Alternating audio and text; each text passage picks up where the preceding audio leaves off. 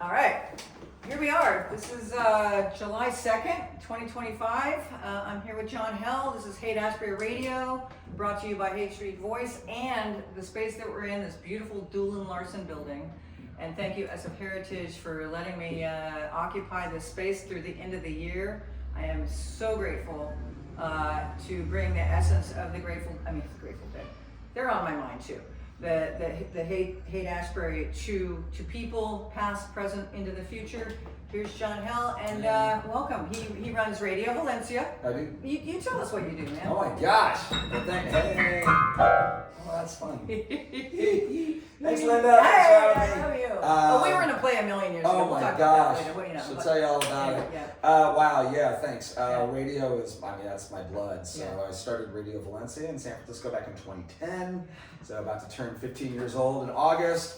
I've been doing radio in the Bay Area since 1989. So non-commercial community pirate radio stations. And back in 2010, I started this great freeform radio station. We're totally San Francisco born.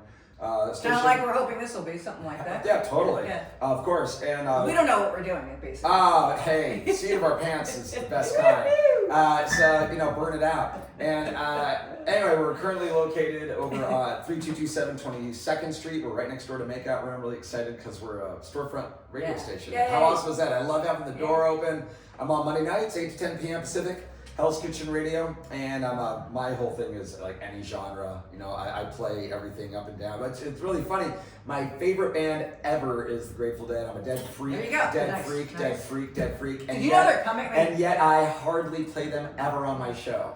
It's so rare when I play them, and I think most of the reason is because I love them so much that I can't just choose. I can't choose one thing, and it would be a live thing anyway. Yeah. So it's like, I'm just going to play other things. Yeah. I shy away. Speaking of which, how do you feel about Dead & Co. coming? Sorry to put you on the spot. I'm not a big fan of Dead & Co. Yeah. Go at it, The man. music, have okay, fun. let me rephrase that. Yeah. The 60th anniversary of the music of the Grateful Dead. Oh, it's awesome. You know? I think this, what's so funny, growing up listening to the Grateful Dead, my first show was December 30th, 1985, Oakland Coliseum. Growing up listening to them, they were always the outsider band. Until Touch of Grey came, and then all the Touch heads grew, which is fine, whatever. It brought more people into the scene.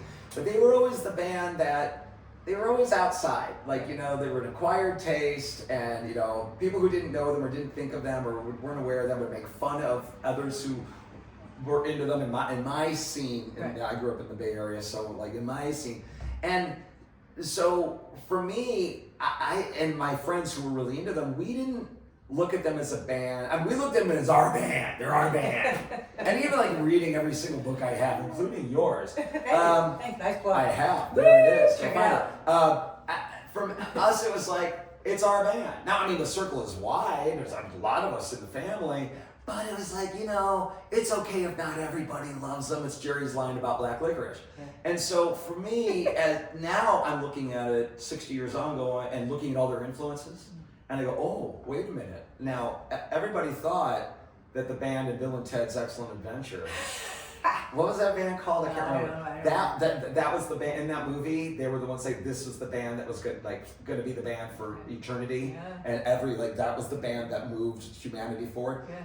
I think it's the Grateful Dead. Yeah. And I mean that objectively because of all of their many influences over the years and how they continue to influence the direction of music today. Yeah. I think this is a band that's going to legitimately stand the test of time. Yeah, I love that. I love that Patti Smith loves Jerry Garcia. Oh, sure. Crackers on the cover. They did Deal. Where do you end? Inspirations. Yeah.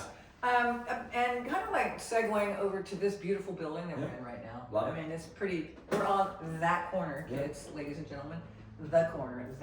We're sitting with our butts pretty much the corner. In the corner. That's right.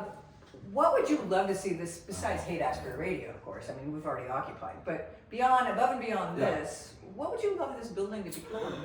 There's so many great opportunities I know, but here. Just throw out some ideas. Okay, so one, I think that there's plenty of space here to have regular, either monthly or quarterly salons here of many topics. I'm community also, where people get together. I'm also a teacher. I teach law, government, and economics, and so for me, having wider conversations about current issues and bringing in many people to talk about these things. Yeah. I think this is a very spectacular location to host something like that. I like to call it Algonquin West. It's kind of the round Ooh, table I like of good minds. Could see that. Yeah. I also there's a think- round table. In I there. see You that. it? Yeah, it's pretty Yeah. small though. But yeah, we'll make it big. I do feel also that this could be a living museum. Now let me explain what I mean by that. Let me explain what I We mean. do have the counterculture. I mean, well, no, I don't mean it like that. A living museum is when you actually bring in an artist of any medium. Yeah. You have them be here for a month. Maybe live up in the attic. Yeah. I know there's a nice bed up there. Yeah. Live up There is. there for a month. It could be a band, could be a painter, could be a sculptor, could be a writer, whatever. It doesn't matter. Yeah. You bring them in for a month. While they are here, they create while they're here. They don't come in with the ideas. They come in here, they come up with the ideas here, they produce something here, and then at the end of the month, they present. They did do And that so, with Jeremy Fish. We're I talking about heard that, yeah, I The only heard that sad there was thing a about little that, he something. did get riff and he did a beautiful thing about the Haight Okay. Ashbury, but the only sad thing is there's one person occupying this entire Well, space. no. I'm saying this is as merely an example Yeah. of something. As a living museum, it's an ongoing thing. I do think the ground floor, I think we're here, right? This is the first main This is the floor. first floor, I yeah. do think that there needs to be some cultural things to have more of an interactive space for the public. Yes, I do. There's plenty of room here. Plenty I of think it would be great, and definitely not just the 60s, because there's so much before and after. Yeah. But I do think the upstairs rooms, you have artists who are here for periods of time, creating things, Cool. engaging the public. I like that. Okay, and then if they want to come down and visit the normal Always. people The down norms. here. Thank you for that. And Yeah. what would you like to say to the Haight Ashbury community, and communities all over the world, in this nutty time we're in right now in the world? Like, there it is. Oh wow, I think we need to hold ourselves, our families, our friends as close as we can. You know what? Think and act locally more than globally. We have to really be paying attention to what's going on right here on our own street. This is where we have a lot more control. You know, when you're paying attention to your locally elected leaders, what's going on at the local public schools, the activities going on even at your local public library, not to mention, Right down the street. are you holding people accountable for picking up their dog crap on the street? And I think that is the other thing. We need to act the way, we want to be able to move things forward in a very productive and positive way, but I do think that we need to also hold other people accountable right there on our own street corner.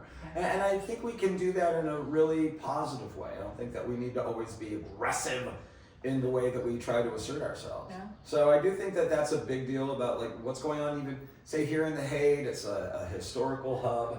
It's a big shopping district, but it's got a massive history, and I do think that for the people who live here and engage here, Yep. You, Linda. Activate the hate, y'all. That's my tagline. But I really Activate do the think hate. know your neighbors. You Yeah. gotta know your neighbors. Be kind, strangers, stopping strangers, the whole thing. Say hello. Always. Wave to your local fireman, all firemen. Always. And being Yeah. kind. It's not that hard. It's not that hard. It's really not that hard. Yeah. All right. Well, I think that's the end of our maiden voyage of Haight Ashbury Radio. Do you have any dreams and wishes for Haight Ashbury Radio? Yeah, because you're starting off slow, which is awesome, and I Yeah. think that slow and steady is the right way to I start. got the space Like, first. that's Okay. badass. And just bringing in a lot of voices, right? Bringing in a lot of people, and try to get yourself out of don't. And I'm not saying you're doing this out of the the 60s. What is it, 64 to 74 period? Well, I have backed Right, myself into a right. corner, Yeah, so a I'm little starting bit. from the corner. That's okay. Yeah. It's a great place to start. And finding really good voices to help join you. Yeah. As Young you, and as old. you I want to get the local kids in as here. you start to recruit and bring people in, and stay as flexible as you can be through this period of birth. Stay loose. Stay loose. All right, on that mother note, here we go.